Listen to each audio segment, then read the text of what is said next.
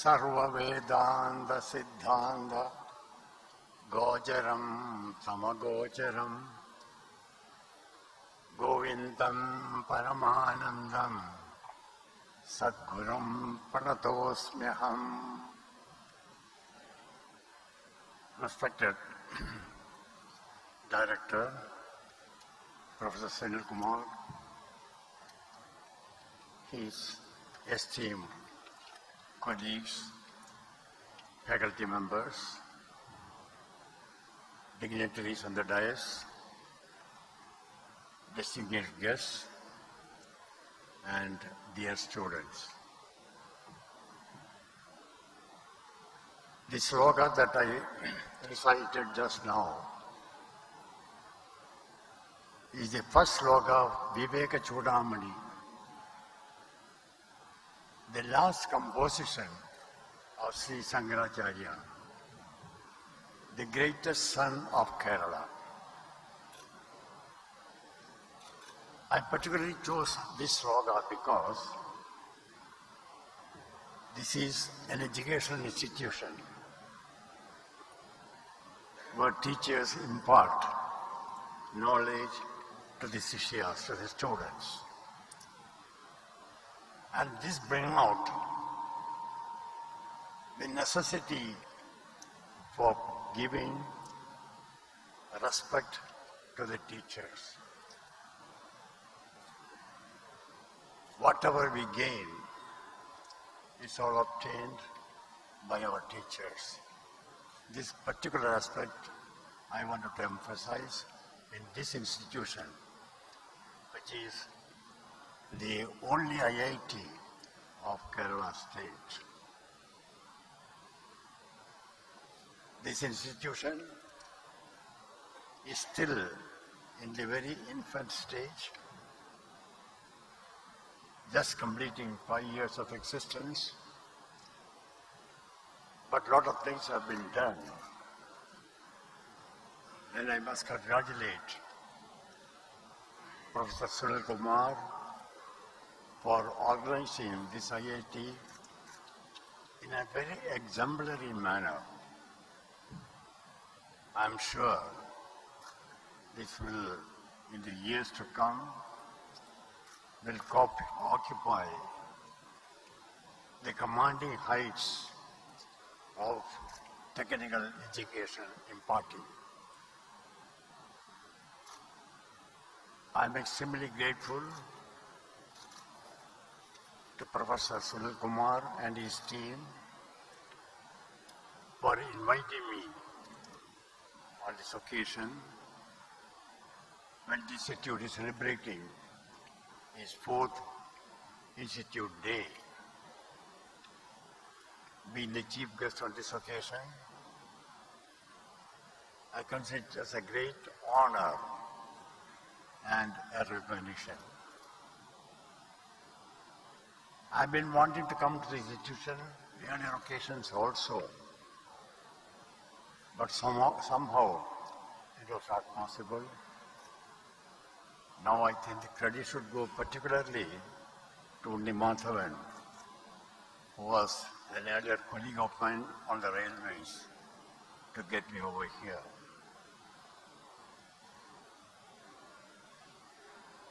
I'm not going to speak to you on a particular academic subject, but I thought on this occasion it would be appropriate for me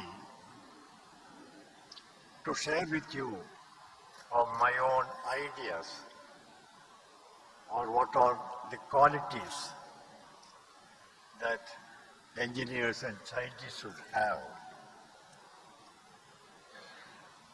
During my last 67 years of professional life, I had opportunities to handle a large number of projects, and I have learned a lot of experience, a lot of lessons in handling these projects. And I thought I would share with you all the qualities that are required or the qualities which enable me to come to my present position from just a graduate civil engineer.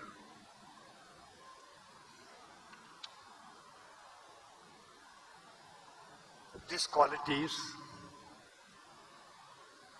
I wanted to particularly emphasize on this occasion because you are all budding engineers, budding scientists,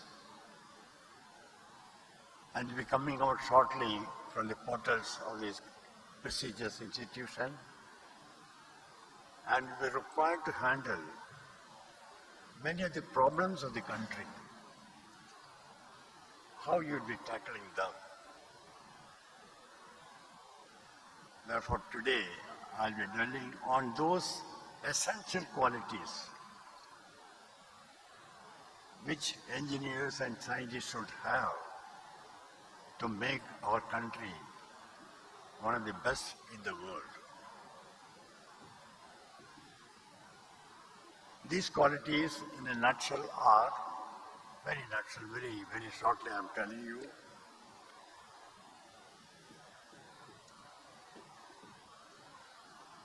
First and foremost, integrity. When I mention integrity, it is not just honesty or just absence of corruption. It is something more than that. If you take up the Oxford Dictionary and see the meaning of integrity, it says having good moral values. This is the essence of integrity. In our profession, in the profession of engineer particularly, you will find there will be very many temptations.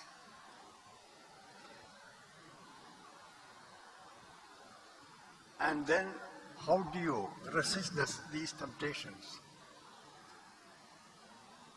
Unless you have a high degree of integrity in you.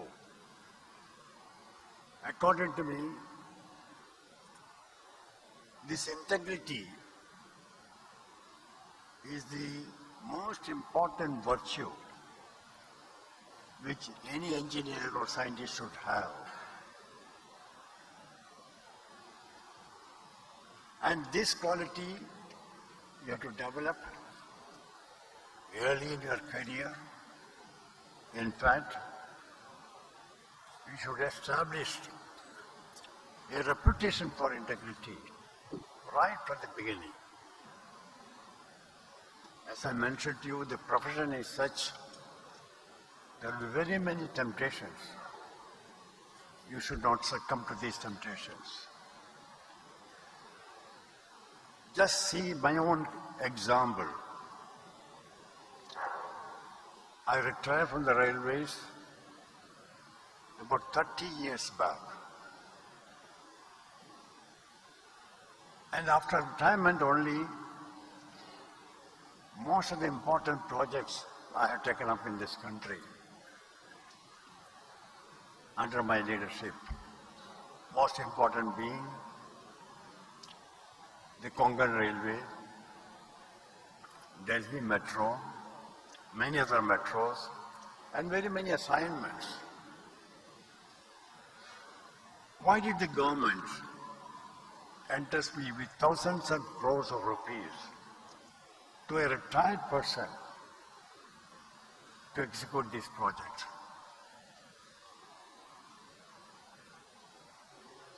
Dear students, it's only because of the reputation I established right from the early years as a very honest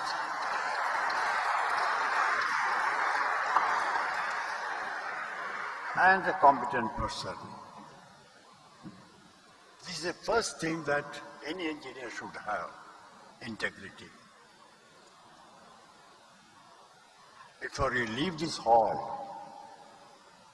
I would like you all to take a pledge within yourself, saying that for the rest of your professional life, you will be a very honest person, and nobody will at any time doubt your integrity.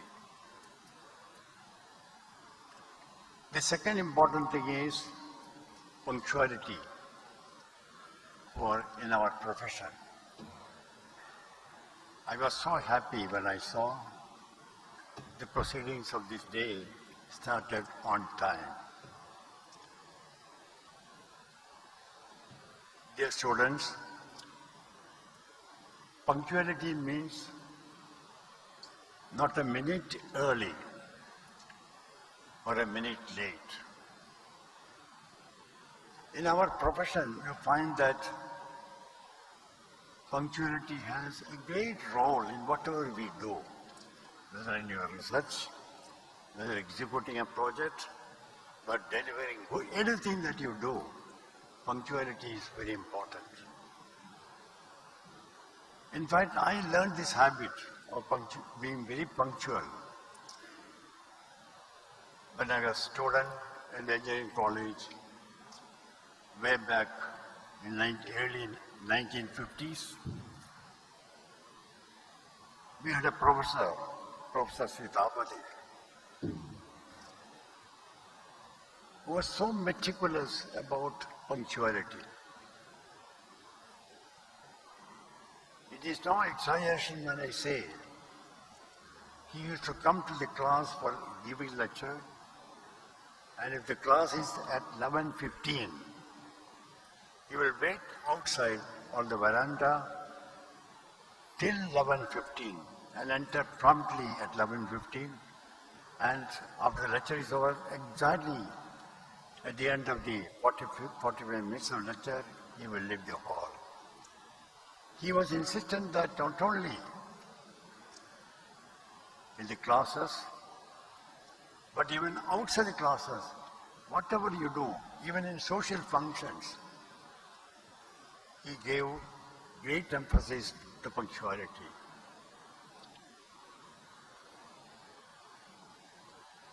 And dear students, I think it was this fastidious for punctuality which enabled me to complete the Konkan Railway project, such a huge railway project, 760 kilometers long, along the west coast of India, through one of the most difficult terrains ever encountered in the history of railway construction in our country, which, when I mentioned to you the various aspects of the project, you will understand how difficult it was. For constructing this Konkan Railway, as many as 93 tunnels for a total length of 83.5 kilometers had to be bored through some of the most vicious soil conditions around the west coast. And there were 157 major bridges. The longest bridge was more than 2 kilometers in length across Sharavdi River in Karwar district. The tunnels also, the longest tunnel was 6.5 kilometers, and there are 9 tunnels more than 3 kilometers in length. And the biggest challenge on Konkan Railway was raising the money for the project. Usually, for any railway project, the capital cost involved is given by the government as grants through the railway budget. But for Konkan Railway, the government agreed to give only 1/3 of the cost of the project, and 2/3 we had to raise from the market. But how was that? With all these difficult terrains, positive funds, we were able to complete the project exactly within 7 years as originally envisaged. Similarly, the Delhi Metro project, all these things, the emphasis was punctuality, means adhering to the time correctly.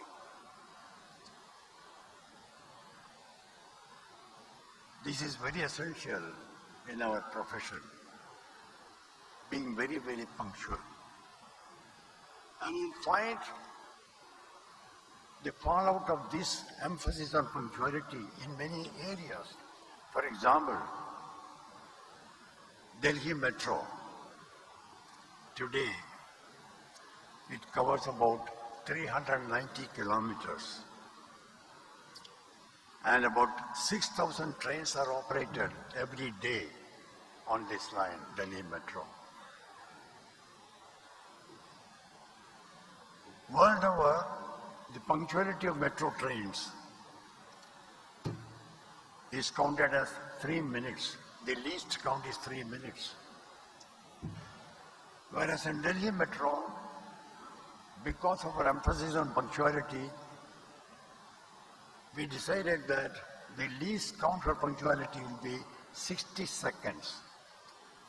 That means if a train is late by more than 60 seconds, it has lost punctuality. With this emphasis and the realization that if our trains have to be punctual, we have to be punctual ourselves first. Everybody was so punctual. And you'll be surprised to know the punctuality performance of Delhi Metro trains. It is 99.97%.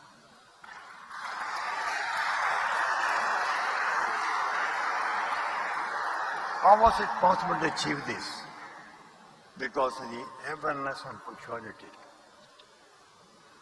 During the construction stage also, to complete each segment of the work on time. We used to have a device, what is known as a reverse clock. A clock which will show the number of days for completing a particular tunnel or a particular bridge. Each day the clock will lose 1 day. So this reverse clock used to be a constant reminder to everyone, engineers, contractors, suppliers, that only so many days are left and we have to complete the project on time. This only enabled us to complete all the projects, Delhi Metro, on time or before time. So this emphasis on punctuality in our engineering profession is very important.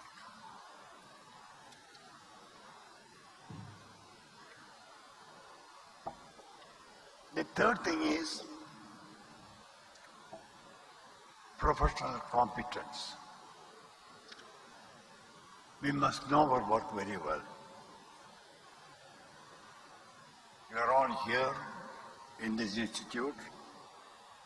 IIT is a very unique concept, I should say.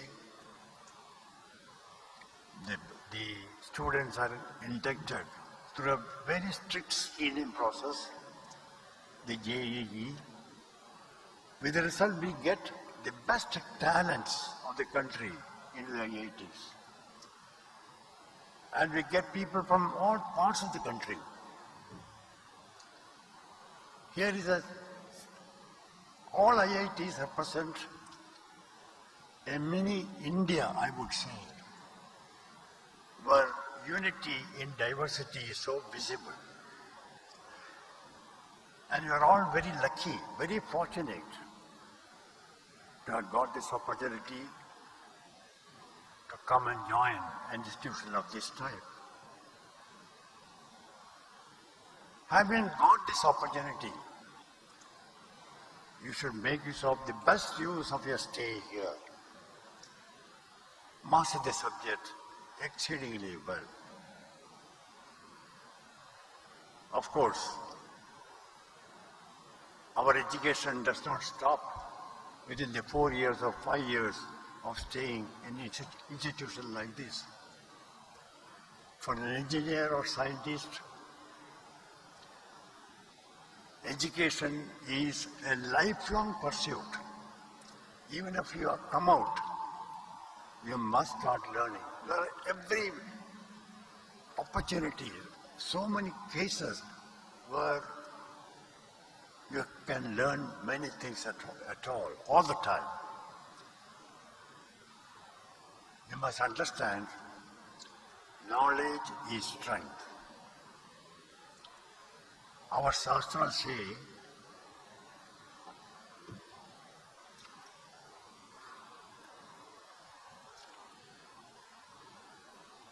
Jnanena sadrisham pavitram ihana vidyade, it says. This is a quotation from Bhagavad Gita. There is nothing so sacred as knowledge. Wherever you are posted, whatever work you take up, you must make it a point to know it very, very well. Master this subject very well. If you know your work or your duties or what you are assigned to do very well, that gives you such a lot of confidence, such a lot of self-assurance, confidence to take decisions fast and do things in a perfect way. Knowledge is strength, that you must understand. And everybody respects knowledge. And knowledge is something which nobody can steal from you. You can only go on enriching it. So make this as a principle, as one of your ideas, to see that whatever be the opportunity, wherever you are posted, whatever job you take up, master that knowledge exceedingly well. And this is the training that IIT should give.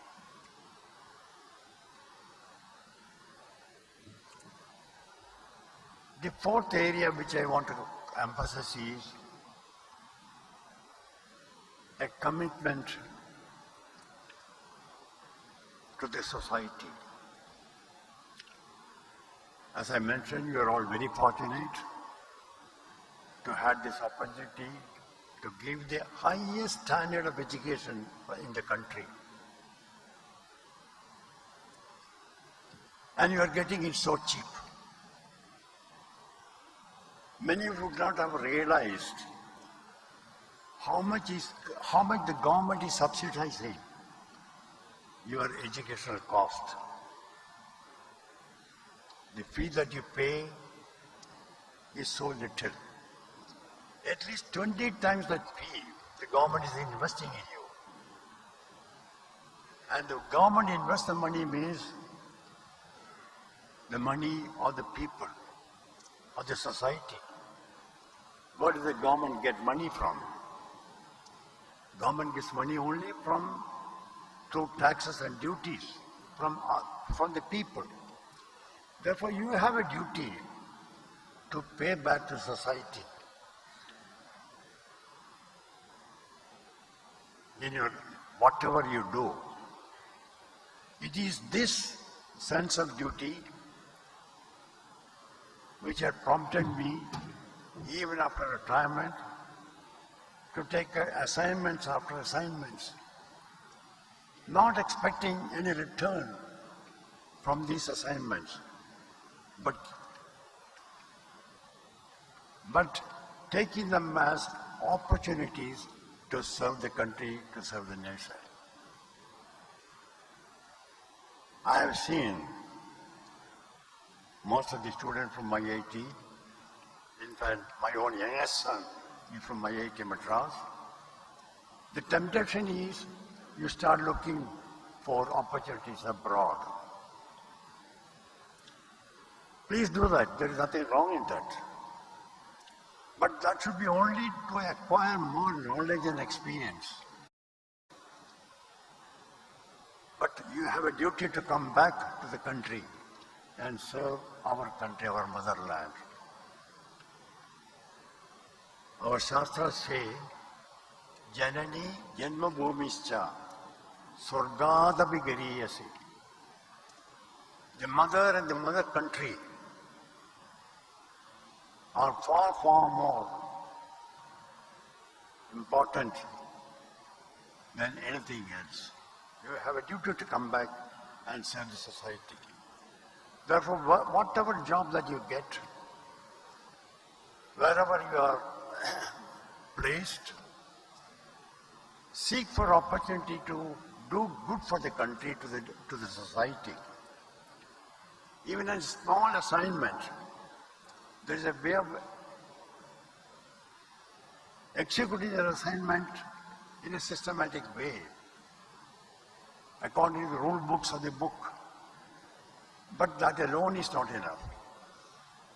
You must see while doing so, am I causing any environmental degradation? Am I causing any inconvenience to the public? If so, that has got to be somehow, so this inconvenience should not be allowed. When we started Delhi Metro project, this country did not have any experience or expertise to design, plan and execute a modern metro project. We did not have it. No doubt, there was a metro constructed in Calcutta earlier, but to the country, and particularly to the city of Calcutta, it was not a very pleasant experience at all. Because Calcutta Metro, that 17-kilometer first line of Calcutta, in which I was also involved in the early stages of planning, that took 22 years for completion. And the cost went up by 14 times. And while executing this project, there was such a lot of inconvenience caused to the Calcutta public. And so much of frustration all around.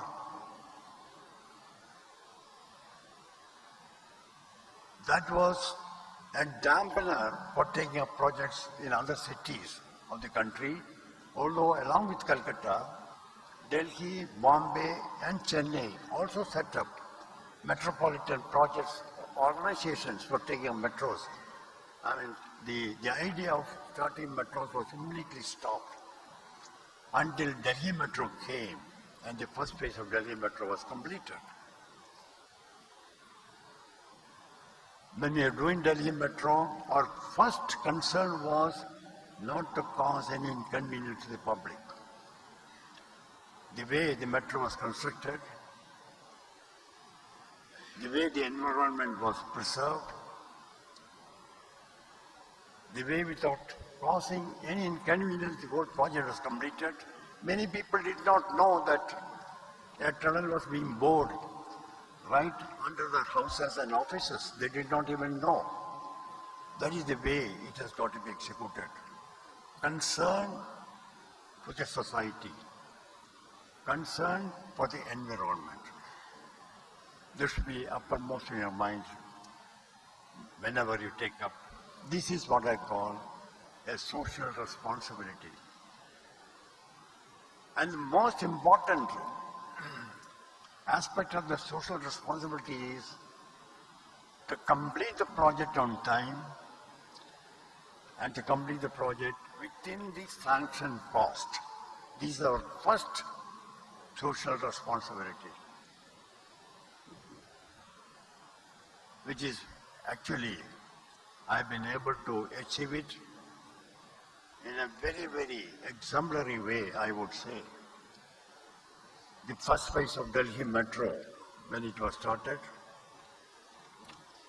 the first phase covered 65 kilometers of metro construction, of which 18 kilometers was underground and the rest elevated. And the time given for completing this project was 10 years. As per the detailed project report, 10 years was time given. When I took over the project, I decided that the Delhi public cannot wait for 10 years for a metro system to be commissioned. So on our own, without any directive from the government, without any pressure from the public, we decided on our own that we would complete Delhi Metro Phase 1 in 7 years instead of 10 years. And ladies and gentlemen, we were able to complete the Phase 1 Delhi Metro in 7 years and 3 months. We only exceeded that time by 3 months instead of the 10 years.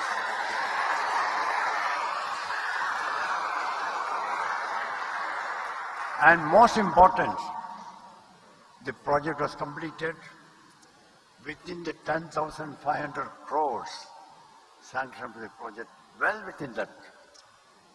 The same thing was repeated in the phase 2 of the project when it was taken up. Phase 2 was a great challenge in Delhi Metro.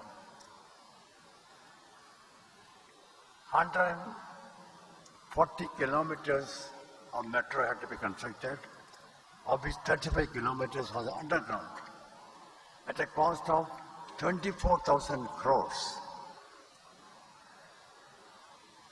And the time the government gave was 7 years for completing that, based on the performance on phase 1. After the project was started, the country got the opportunity to stage the Commonwealth Games. And the government then said the phase 2 of the metro should be ready for the Commonwealth Games, which gave us only 4.5 years to complete this 140 kilometers of metro line. I'm happy to inform you, the last line, line number 6 of Delhi Metro was completed, commissioned on the very morning when the Commonwealth Games was inaugurated. So precisely we were able to do it.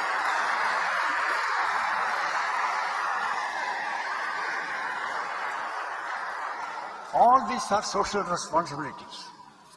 As an engineer, as a scientist, we have this responsibility to the nation that you should keep in mind all the time.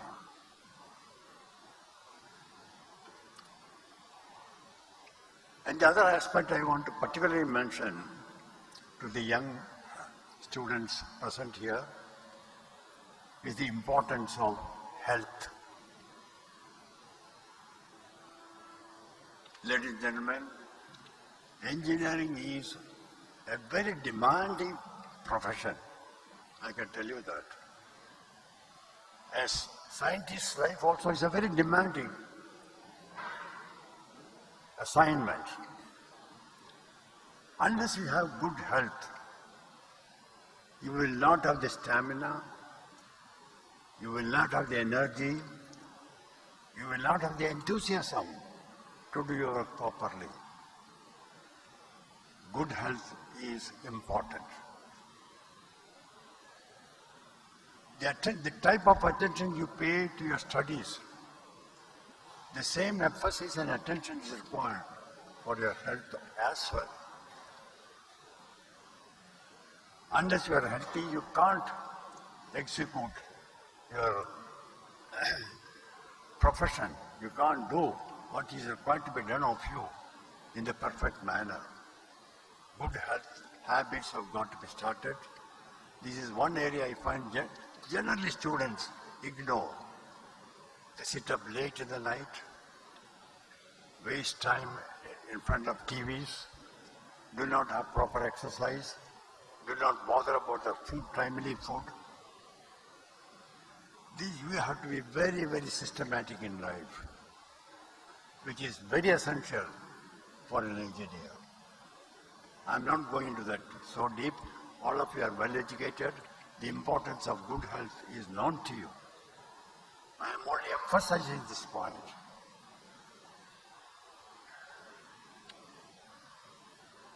And the next item is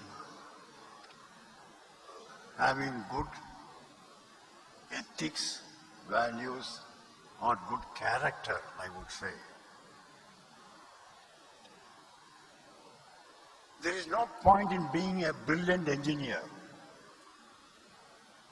if you don't have good values in life. These two go together. Our profession demands that we should have the highest standards of ethics and values and principles. Good character, which includes fundamental things like respect for the teachers, respect for the parents, respect for elders, consideration for others, empathy for the colleagues. These good values you should cultivate. Incidentally, even at this age, I wear two hats. One is a hat like the metro man of the country. The other is, I am the founder president of an organization called Foundation for Restoration of National Values.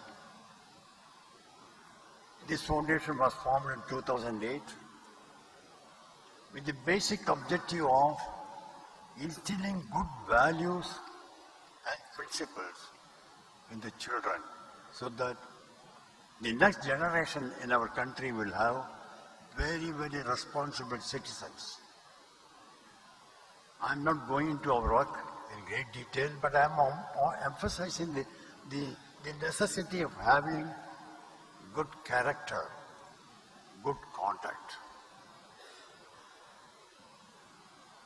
You see, people start worshipping you not merely for what you have created. They worship you for what you are, what qualities you have, what an example you are to the rest of the country. On this basis, they start worshipping you. It is necessary to cultivate good habits, good character. There are certain things in our life on which we have no control at all. For example, you have no control on your complexion, whether you are fair, dark, you have no control over it. You have no control over your facial expression. These are all God given. You can't change it. But there are two things in life where you have got perfect control. One is your own health, the other is your character. These two things, we have perfect control. It is in this age in which you are in the college today, you start developing good character, good qualities, what I call sattvic qualities. In Sanskrit it is called sattvic qualities. Sattvic is a Sanskrit word for which we don't have a really equivalent in English. The nearest would be righteousness, excellent qualities. Bhagavad Gita says,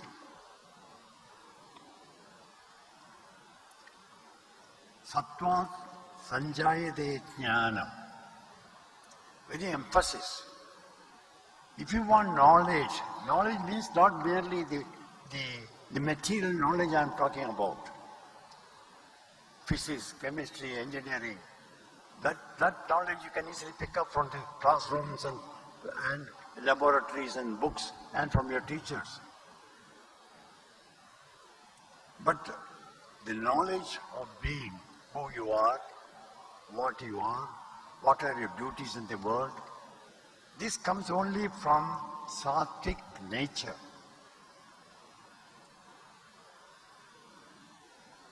And how do you develop the sattvic nature? Srimad Bhagavatam says, Sattvani eva sevede, Sattvam vivardhanaye. If you want to have good qualities, you must always think of only good things and not ill of others, not envy others, not get angry quickly. Good qualities, it has got to be developed by yourself. And there are excellent examples or ideals, icons, who can be your mentors in these matters. Normally, your teachers themselves should be the mentor in developing good qualities in you. This is very important.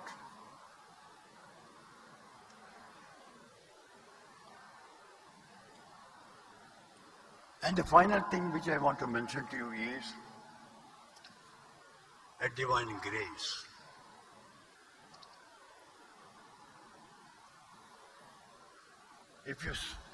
We are all born on this earth, not out of your option.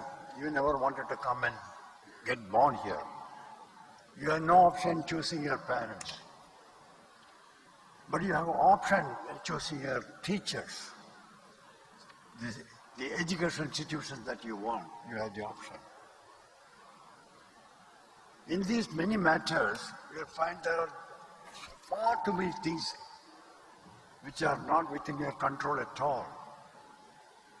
There is a mighty force deciding many things for you. For example, sitting in this room, you are getting warmth and light. And do you know that this warmth and light is coming from 93 million miles away from the sun? Such a far off distance.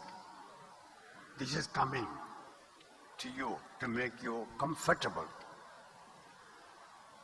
Sitting in this room, you don't know that you are traveling at a rate of 28.8 kilometers per minute when the earth revolves on its axis.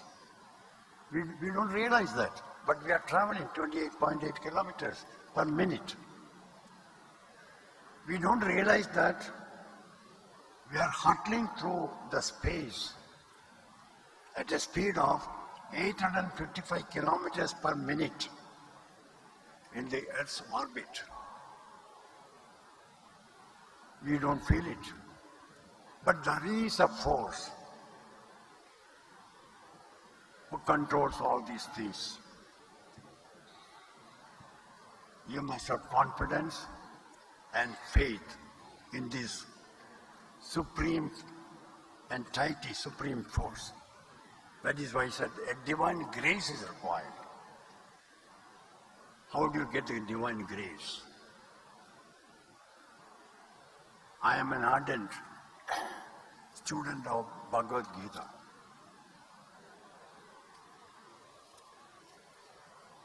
You must have heard about Bhagavad Gita. It is nothing but a conversation between one prince to another prince. Prince Sri Krishna to Prince Arjuna on the battlefield of Kurukshetra. And you know, when the Kurukshetra war took place, it is not a mythology. This war took place exactly 5,158 years back. You may ask me how I arrived at this 5,158 years. It is not me. I have not calculated this figure. This figure was calculated by the biggest mathematician this earth has produced, Aryabhatta. You must have heard about Aryabhatta, the mathematician who invented zero, who gifted the concept of pi to the world. He calculated that, and incidentally, he lived exactly 499 AD. And according to the researchers, they say he was born in Kodunallur in Kerala, Aryabhatta. He only calculated that this Kurukshetra war took place 3128 BC. From that only I am telling you that the war took place.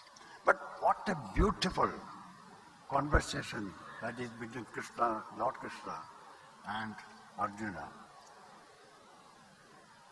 Dear students, Bhagavad Gita is not a religious text. According to me, it is an administrative gospel which gives you the guidance, which lays down the rules, how you should live your life, how you should be useful to others, what is right, what is wrong, and what is dharma. Above all, what is dharma?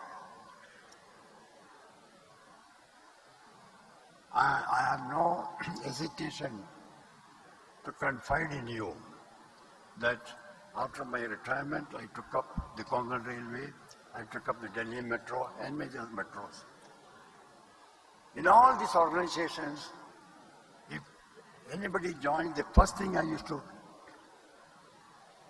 do was get him to my room, talk to him for about half an hour, instill the values, ethics needed for the organization, and then gift him with a copy of Bhagavad Gita.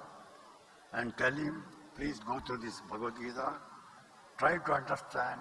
There are only 700 slokas in that. Understand the slokas well, assimilate the meaning and message involved, and practice it. It makes your life an entirely different thing.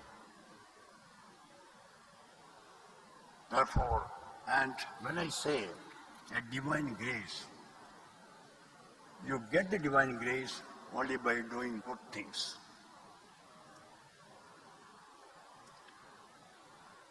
There is a very famous message given by Lord Krishna in Bhagavad Gita.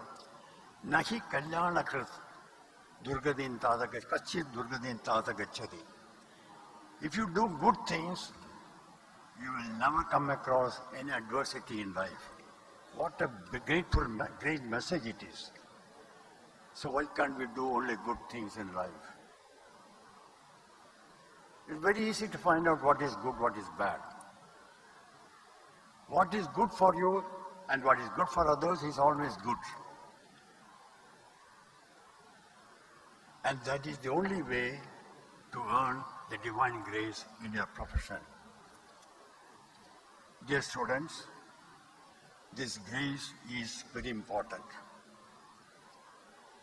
To earn your divine grace, you must earn the grace of your teachers, your professors, the grace of your parents. Before you leave this organization, this institution, see that you get the blessings of your professors and teachers. Before you leave your home for any profession, obtain the blessings of your parents. And these are the main things which will make you really a very successful engineer. I am very happy I had this opportunity to be with you and share with you some of the things which I learned in my own long years of profession. And I must thank Director,